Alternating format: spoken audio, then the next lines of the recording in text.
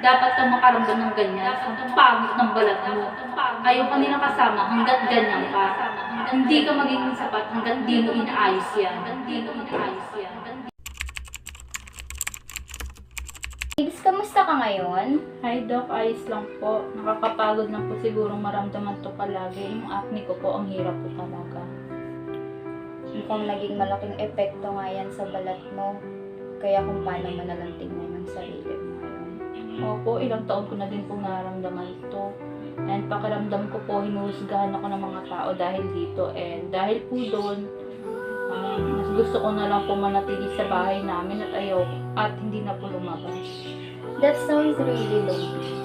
Pero ngayon, susubukan natin ng isang bagay para mas malalim mong maintindihan ang nararamdaman mo. At kung paano nito mababago ang tingin mo sa sarili mo. Okay lang ba yun sa'yo? Sige po, ayos lang po. Open naman po ako para dyan. Okay, Bibs, ngayon, tumutok tayo sa kasalukuyan. Habang pinag-uusapan natin ang acne mo ngayon, anong nararamdaman mo? Nahihiya po ako. Iniisip ko po yung sasabihin ko ng ibang tao dahil po sa balat ko. Nahihiya ka at iniisip mong hinuhusgahan ka ng ibang tao dahil sa balat mo. Anong nararamdaman mo ngayon? Para po siyang sikip sa dibdib ko. Mainit po yung mukha ko. Mainit ang mukha mo. Ngayon, anong pumapasok sa isip mo? Gusto ko lang po magtago. Ayoko po makita po nilang ganito po. Nakakalungkot yan isipin. Salamat sa pagbahagi mo, Bibs. Ngayon, ipapakilala ko sa iyo ang isang technique na ginagamit sa Gestalt therapy. Gagamitin natin ang bakanting upuan na ito upang dyan mo i-imagine ang inner critic mo. Para sa mga taong nangusga sa'yo, kaya mo ba iyon? Opo, kaya ko po to. Okay, Babes, ngayon, gusto kong kausapin mo ang inner critic na ito at sabihin mo sa kanya ang nararamdaman mo sa tuwing hinuhusgahan ka niya. Bakit lagi mo pinaparamdam sa akin na ang pangit ko? Ginagawa ko naman lahat pero hindi ka nasisiyahan. Ginagawa ko naman lahat ng best ko para mapabuting balat ko.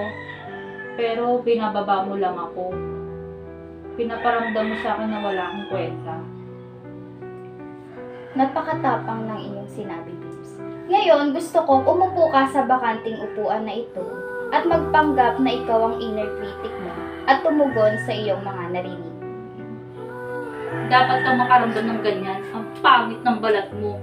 Ayaw ka nila kasama hanggat ganyan ka. Hindi ka magiging sapat hanggat di mo inaayos yan. Okay, Babes, ngayon, anong nararamdaman mo matapos mong marinig ang mga salitang yun galing sa inner critic mo? Ang sakit po pakinggan. Hindi ko akalain na ganun katindi yung mga iniisip ko sa sarili ko. Masakit siyang pakinggan, di ba? Ngayon, anong nararamdaman mo? Siguro po, kailangan kong maging mabait sa sarili ko. Hindi ko napansin kung gaano ako kalupit. Sa pamamagitan ng naisip mong yan, maaari mo na ngayong mapatawad ang sarili mo at mahalin ang sarili mo ng buo.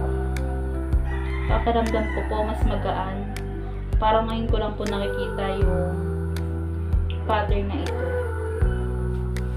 Ngayong araw, Babes, nagawa mo ang unang hakbang sa pagiging mas mulat sa inner critic mo at kung paano ito makakaapekto sa iyong self-esteem.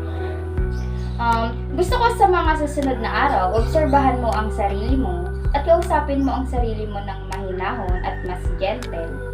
Maaari mo ba itong gawin? Opo daw, kaya ko po yun. Okay. Patuloy nating pagsikapan ang mga susunod na mangyayari sa susunod na session. Salamat! Salamat din po, Doc. Paramdam ko po, marami po akong natutunan.